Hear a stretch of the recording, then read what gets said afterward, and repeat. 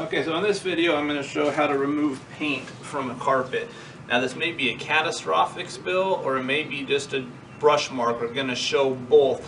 Now I'm doing this one in my garage and I got a carpet remnant, got some plastic underneath it which is going to make a little bit of noise, but I don't want the paint penetrating through the carpet into my concrete subfloor because paint can actually go through the carpet into the padding.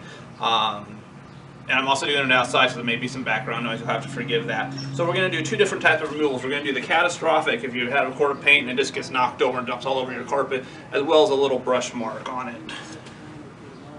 If you actually just ended up pouring a bunch of paint on your carpet, how are you going to get rid of that?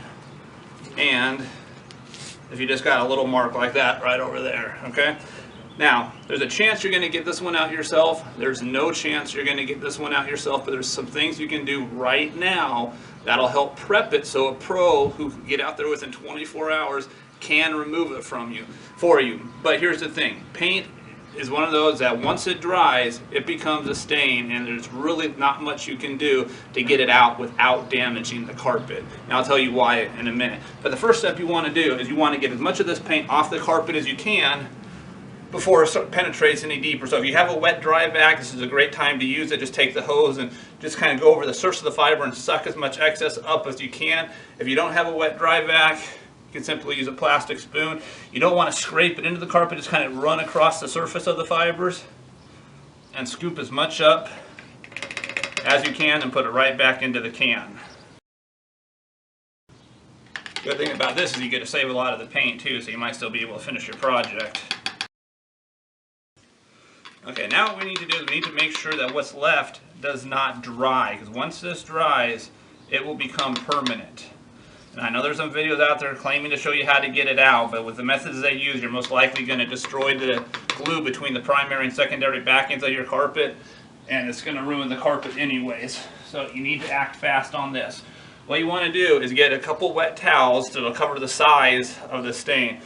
Now the reason we're doing this is we want to keep this paint moist. We don't want it to dry. Now you don't want the towel so wet that it's going to drip into the carpet, which will push the paint deeper in. You just want it moist so that the paint won't dry. Now at this point you'd want to call the pro and get them out there as quick as they can. If they can't get it out the same day or early the next morning, you're going to need to call somebody else. Yes, even if it's me, if I can't get there, I'll tell you to call somebody else. Now if it's going to take too long, what you can actually do is take a piece of saran wrap, put over the towel, and then weight that, and the saran wrap will cause a moisture barrier, which will help keep the towel from drying and keep the paint wet. And if it's going to take a while, you may need to switch the towels out a couple times, but the goal is to keep this paint moist. Now as far as the little brush stroke over here, what you can do is just start by, you never want to rub into the carpet. You can press down on the spot and just transfer as much initially up as you can. Now there's two spot removers, and the directions on how to use these will be in the written part of the blog post underneath this video. If you're not watching this on my blog, you see it on YouTube, click the link around here, it'll take you over to my blog.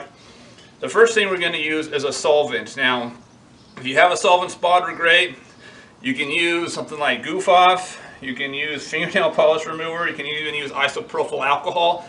One thing you cannot do when you're using a solvent is ever apply it directly to the carpet. You want to apply it to the towel and then press the towel into the carpet. And the reason is the solvent, while it will break down paint, it'll also break down adhesives. And the way your carpet is constructed, you have a primary backing and a secondary backing on your carpet. And between those two backings is a layer of latex glue that holds the backings together to create a bond for the fiber. If you get the solvent spotter all the way to the carpet backing,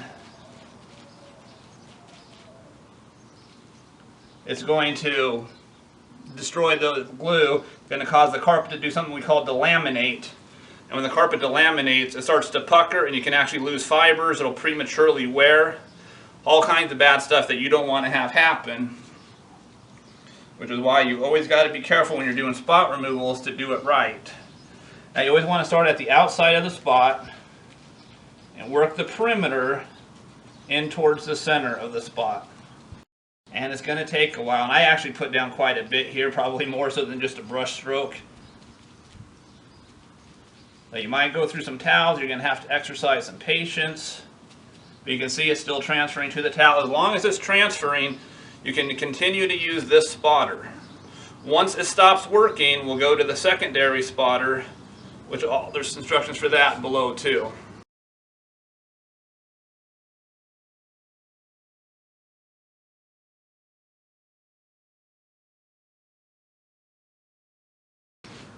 Okay, now at this point we're getting very little transfer of paint. The paint's almost gone. We're going to go to the second spotter, which is going to neutralize the solvent spotter.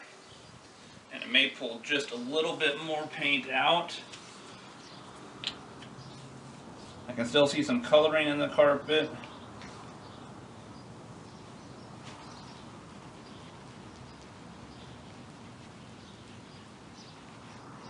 And sometimes without the ability to flush the carpet by bringing a professional in, you'll just never get it all out. But you can minimize the damage by spotting it properly.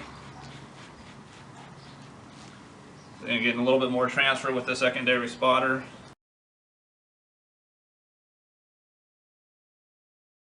Okay, now if you can believe it, my camera actually ran out of memory just as I was finishing up spotting this area here, so you missed the very last thing that I said.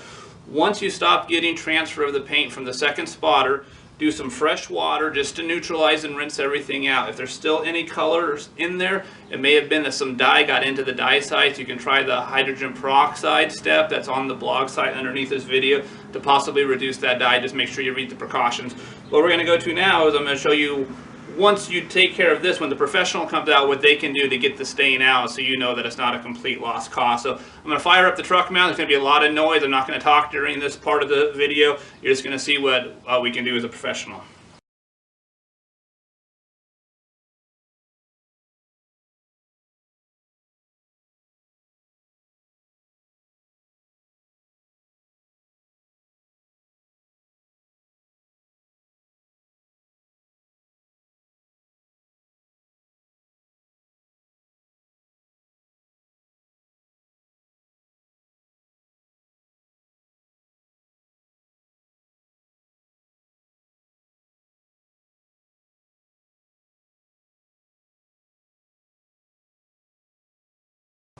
Okay, so as you can see, the paint came out just fine between rinsing it and using a solvent on it. You can also see over here there's a spot that we didn't take out earlier that I let dry on purpose. And you can see even though I treated the same way, it did not respond.